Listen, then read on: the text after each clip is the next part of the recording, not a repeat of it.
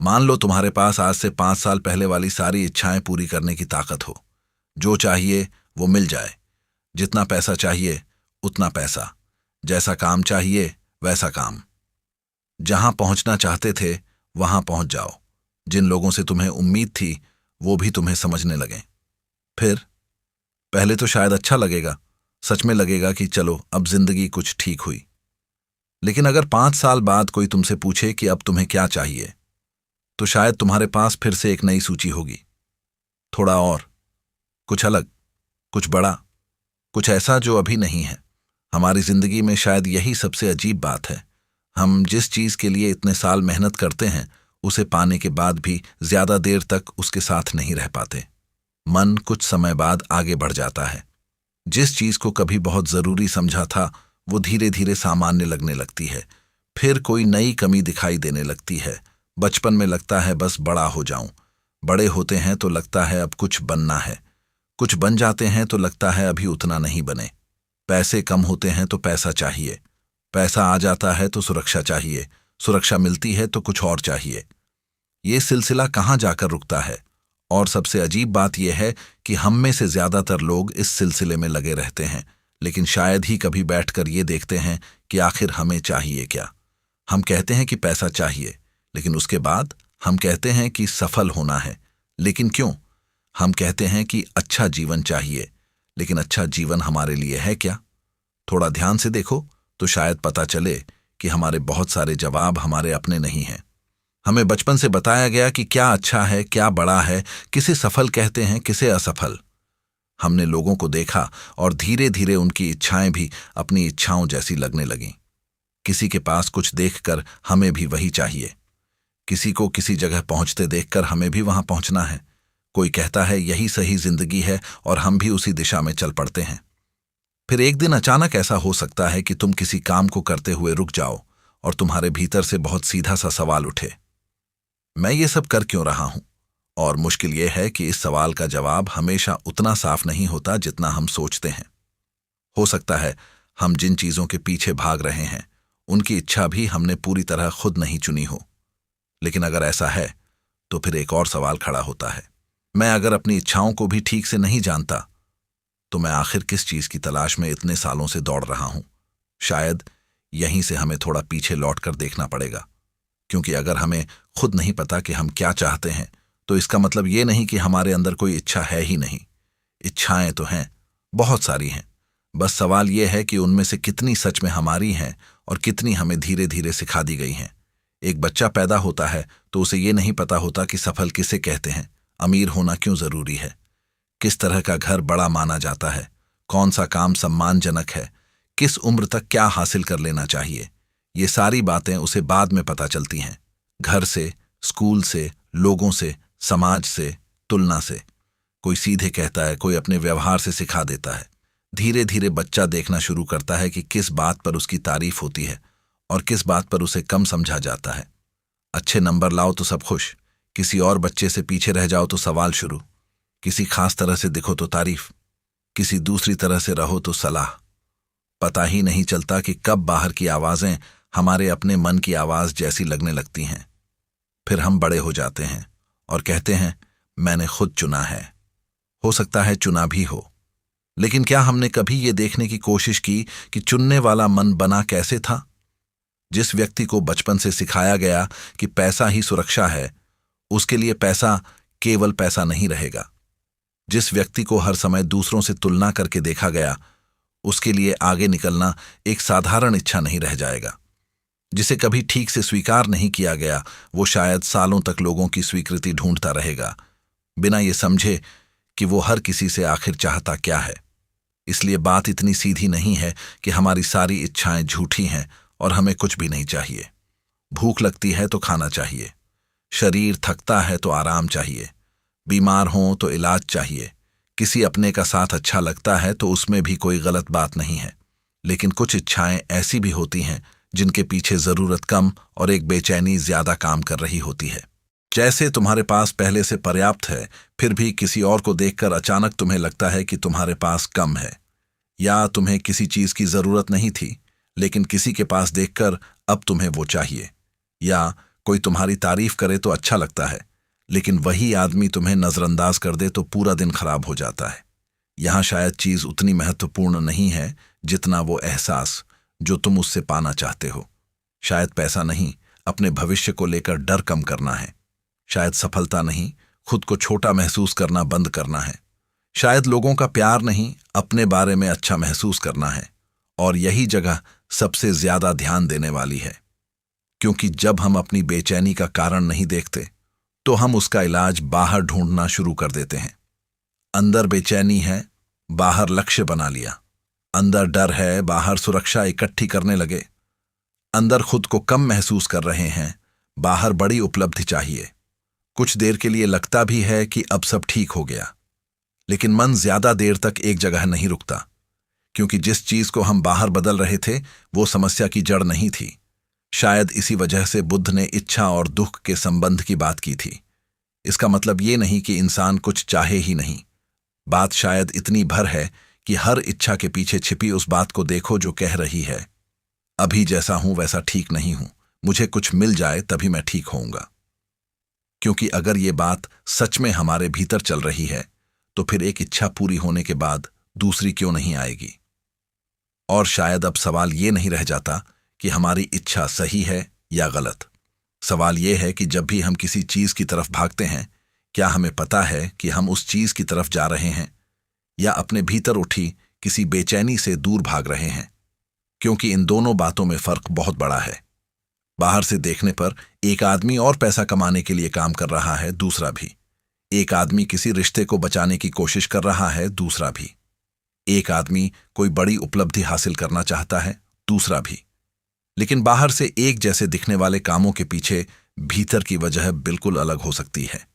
कोई आदमी इसलिए मेहनत करता है क्योंकि उसे अपना काम सच में अच्छा लगता है। दूसरा उतनी ही मेहनत इसलिए करता है क्योंकि उसके मन में हर समय ये डर बैठा है कि अगर मैं पीछे रह गया तो मेरी कोई कीमत नहीं बचेगी। कोई किसी से प्रेम करता है क्योंकि उसके साथ रहना अच्छा लगता है। कोई दूसरे से इसलिए चिपका रहता है क्योंकि अकेले होने का ख्याल ही उसे डरा देता है। कोई नया घर इसलिए लेना चाहता है क्योंकि परिवार की जरूरत है। कोई उसी तरह का घर इसीलिए चाहता है क्योंकि उसके मन में कहीं ये बैठ गया है कि ऐसा घर होगा तभी लोग उसे सफल समझेंगे। काम एक जैसा हो सकता है, इच्छा भी ऊपर से एक जैसी लग सकती है, लेकिन भीतर क्या चल रहा है ये देखे बिना हम अपने कर्मों को समझ ही नहीं सकते। यहीं शायद हमारी सबसे बड़ी मुश्किल शुरू होती है। हम बाहर की चीजों को बहुत ध्यान से देखते हैं, लेकिन उस जगह कम देखते हैं जहां से देखने वाला खुद काम कर रहा है। हमें पता होता है कि हमें क्या चाहिए, लेकिन ये कम पता होता है कि वो चीज चाहिए क्यों। और जब क्यों दिखाई नहीं देता तब इच्छा अपने आप चलने लगती है। किसी ने कुछ कहा और हम बेचैन हो गए। किसी के पास कुछ देखा और हमें भी चाहिए। कोई हमसे आगे निकल गया और अचानक अपना जीवन छोटा लगने लगा। फोन खोला, किसी की जिंदगी देखी और 5 मिनट पहले जो जीवन बिल्कुल ठीक लग रहा था वही अब अधूरा लगने लगा। ध्यान से देखो तो दुनिया हमेशा हमें कुछ न कुछ दे ही रही है। तस्वीरें, कहानियां, सफलताओं के उदाहरण, सुंदरता के नए पैमाने, जीवन जीने के नए तरीके। हमारा मन इन्हें सिर्फ देखता नहीं, इनके साथ अपनी तुलना भी शुरू कर देता है। फिर धीरे धीरे एक अजीब खेल शुरू होता है। हम अपनी जिंदगी नहीं जी रहे होते, हम ये तय करने में लगे होते हैं कि हमारी जिंदगी दूसरों की जिंदगी के सामने कैसी दिख रही है। यहीं से शायद वो अपूर्णता पैदा होती है जिसकी बात हम कर रहे थे। नहीं, इसका मतलब ये नहीं कि इंसान जन्म से ही खुद को अधूरा मानकर आता है, लेकिन धीरे धीरे उसके भीतर एक तस्वीर बन सकती है कि उसे कैसा होना चाहिए, और फिर उसके सामने उसकी वर्तमान जिंदगी खड़ी होती है। एक तरफ वो जो है, दूसरी तरफ वो जो उसे होना चाहिए। इन दोनों के बीच जितनी दूरी उतनी बेचैनी। अब वो दूरी कम करने के लिए दौड़ शुरू होती है। मुझे और अच्छा बनना है, मुझे और आगे जाना है, मुझे खुद को साबित करना है, मुझे वो हासिल करना है। और इसमें समस्या लक्ष्य बनाने की नहीं है। समस्या तब शुरू होती है जब हमारा पूरा मन इस भरोसे पर चलने लगे कि उस लक्ष्य तक पहुंचने से पहले मैं पर्याप्त नहीं हूं, क्योंकि फिर तुम केवल लक्ष्य की तरफ नहीं बढ़ रहे होते, तुम अपने वर्तमान से भाग भी रहे होते हो। और वर्तमान से भागते हुए एक मुश्किल पैदा होती है। जहां भी जाओगे खुद को साथ लेकर जाओगे। नौकरी बदल सकती है, शहर बदल सकता है, रिश्ते बदल सकते हैं, पैसा बढ़ सकता है, लोगों की राय बदल सकती है। लेकिन अगर हर नई जगह पर पहुंचकर मन को फिर कुछ और चाहिए, तो शायद देखने वाली बात बाहर की चीजें नहीं है। शायद वो कुछ और चाहिए हर बार एक ही जगह से उठ रहा है। और अगर सच में ऐसा है तो सवाल बहुत सीधा हो जाता है। क्या हम जगत की चीजों का इस्तेमाल जीवन जीने के लिए कर रहे हैं, या अपनी उस कमी को भरने के लिए जिसे जितना भरने की कोशिश करते हैं उतना ही वो हमारे लिए बड़ी होती जाती है?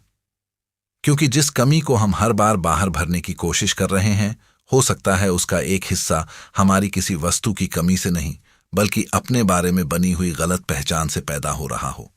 जरा एक बहुत साधारण बात देखो। तुम्हारा शरीर इस समय सांस ले रहा है। क्या तुम हर सांस को बैठकर चला रहे हो? दिल धड़क रहा है। क्या तुम उसे आदेश दे रहे हो? खाना खाने के बाद शरीर अपने आप उसे पचा रहा है। घाव लग जाए तो शरीर उसे भरने लगता है। रात को सोते हो तो शरीर अपनी न जाने कितनी प्रक्रियाएं बिना तुमसे पूछे चलाता रहता है। तुम कहते हो मेरा शरीर, लेकिन अगर यह शरीर पूरी तरह तुम्हारे नियंत्रण में होता तो क्या तुम कभी बीमार पड़ते? क्या तुम अपनी उम्र बढ़ने से रोक सकते? क्या तुम तय कर सकते कि आज से मेरे बाल सफेद नहीं होंगे, मेरी त्वचा बूढ़ी नहीं होगी, मेरा दिल कभी रुक नहीं सकता? साफ बात है, शरीर तुम्हारे अनुभव का हिस्सा है, लेकिन उसका पूरा मालिक तुम नहीं हो। वो उसी प्रकृति का हिस्सा है जिससे पेड़, नदी, जानवर और बाकी सब बने हैं। भोजन बाहर से आता है, शरीर उसे अपना हिस्सा बना लेता है। हवा बाहर से आती है, कुछ क्षण बाद उसके बिना शरीर चल नहीं सकता। मिट्टी से पैदा हुआ शरीर आखिर उसी प्रकृति में लौट जाता है। फिर सवाल है, इस सब के बीच मैं कहाँ हूं? शायद यही बात को समझने के लिए शरीर को एक पल के लिए खुद से अलग करके देखना जरूरी है। जैसे कोई डॉक्टर किसी शरीर को देखता है, जैसे तुम अपने सामने किसी मशीन को देख रहे हो। उसकी अपनी बनावट है, अपनी जरूरतें हैं, अपना तापमान है, अपनी सीमाएं हैं। उसे भूख लगती है, थकान होती है, आराम चाहिए, चोट लगती है। अब एक पल के लिए अपने शरीर को भी इसी तरह देखो। भूख लगी है, शरीर को लगी है। थकान हो रही है, शरीर थका है। दिल तेज धड़क रहा है, शरीर की एक प्रक्रिया चल रही है। मन में कोई विचार उठ रहा है, एक विचार उठ रहा है। इसका मतलब ये नहीं कि तुम्हें शरीर की उपेक्षा करनी है या उसके दर्द को झूठा मान लेना है। शरीर को दर्द होगा तो दर्द का अनुभव होगा। उसे भोजन चाहिए तो भोजन देना होगा। बीमार होगा तो इलाज की जरूरत पड़ेगी। लेकिन शायद समस्या तब शुरू होती है जब हम हर अनुभव के साथ तुरंत मैं जोड़ देते हैं। शरीर बूढ़ा हो रहा है, मैं खत्म हो रहा हूं। कोई मेरी आलोचना कर रहा है, मेरी पूरी कीमत कम हो गई। कोई इच्छा पूरी नहीं हुई, मैं अधूरा हूं। कोई अपना चला गया, मेरे जीवन का सब कुछ चला गया। हर चीज में मैं इतना कसकर जुड़ जाता है कि शरीर, विचार, भावना और हमारी बनाई हुई पहचान सब एक ही चीज लगने लगती है।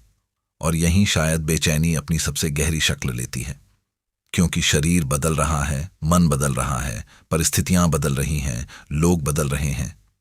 लेकिन हम चाहते हैं कि इन सब के बीच बना हुआ हमारा मैं सुरक्षित रहे। शायद इसलिए हम इतने कुछ इकट्ठा करते हैं।